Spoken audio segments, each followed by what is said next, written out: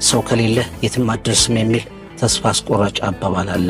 ስህተት ነው። ብቻህንም መራመድ ትችላለህ፣ መሞከር ትችላለህ። የተዘጋውን መክፈት፣ ገፋ ያለውን ቀስ በቀስ ማንቀሳቀስ ትችላለህ። ቀላል ነው እያልኩ አይደለም፣ ግን ማንም ባይኖርህም አግዝህም ብቻህን ያሰብከው ቦታ መድረስ ትችላለህ። በራሳችሁ እምነት ይኖራችሁ። ስለሌላችሁ ብቻ ሳይሆን ስለ አቅማችሁ አስቡ። ተስፋ አትቁረጡ።